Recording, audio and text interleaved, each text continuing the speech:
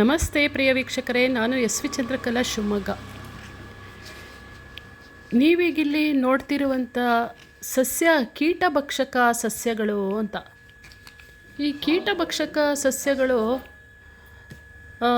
ಕೆಲವು ಜೌಗು ಪ್ರದೇಶದಲ್ಲಿ ಸಾರಜನಕ, ರಂಜಕ ಕೊರತೆ ಇರುವಂಥ ಒಂದು ಜಾಗದಲ್ಲಿ ಬೆಳೆಯುವಂಥ ಸಸ್ಯಗಳು. ಇದರಲ್ಲೇ ನೀವೆಲ್ಲ ಕಾಮನ್ನಾಗಿ ನೋಡಿರುವಂಥ ಗಿಡ ಹೂಜಿ ಗಿಡ, ಇಬ್ಬನಿ ಗಿಡ, ಪಿಚಕಾರಿ ಗಿಡ ಅಂತ. ಹೀಗೆ ಇವಕ್ಕೆ ಒಂಥರ ಯಾವ ಥರ ಅಂದರೆ ಬಾಯಿ ಥರ ಇರುತ್ತೆ. ಈಗ ನೀವು ಮುಟ್ಟಿದ್ರೆ ಮುನಿ ಒಂದು ಗಿಡ ನೋಡಿರ್ತೀರ, ನಾವು ಹೀಗೆ ಟಚ್ ಮಾಡ್ತಿದ್ದಂಗೆ ಮುಚ್ಕೊಂಡ್ಬಿಡುತ್ತೆ. ಆ ಮುಚ್ಕೊಂಡಿರೋಂಥ ಹೊತ್ತಲ್ಲೇ ಆ ಎಲೆ ಮೇಲೆ ಏನು ಕೀಟಗಳು ಕೂತ್ಕೊಂಡಿರುತ್ತೆ ಅದು ಅದರೊಳಗೆ ಸೇರಿಕೊಂಡು ಹೊರ ಬರೋಕ್ಕಾಗದೆ ಅಲ್ಲೇ ಸತ್ತು ಹೋಗುತ್ತೆ.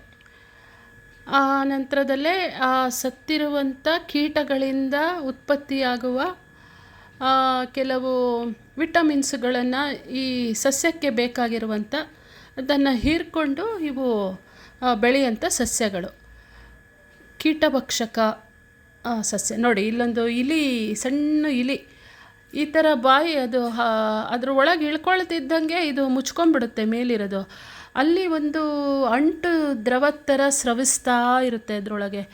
ಏನು ಮಾಡಿದ್ರು ಆ ಸಸ್ಯಗಳು ನೋಡಿ, ನೊಣ ಆಗಲಿ ಯಾವ ಥರ ಇನ್ಸೆಕ್ಟ್ ಒಟ್ಟು ಅದ್ರ ಗಾತ್ರದೊಳಗೆ ಹಿಡಿಸೋಂಥದ್ದು ಯಾವುದೇ ಬಿದ್ದರೂ ಕೂಡ ಅದಾಗೆ ಹೋಗೇನು ಕೀಟನ ಎಳೆಯುತ್ತೆ ಅಂತಲ್ಲ. ಅಲ್ಲಿ ನೋಡಿ, ಇಲ್ಲೊಂದು ಬಸವನ ಹುಳ, ಇಲ್ಲಿ ಒಂದು ಹುಳ ಈ ಥರ ಮುಚ್ಕೊಂಡ್ಬಿಡುತ್ತದು.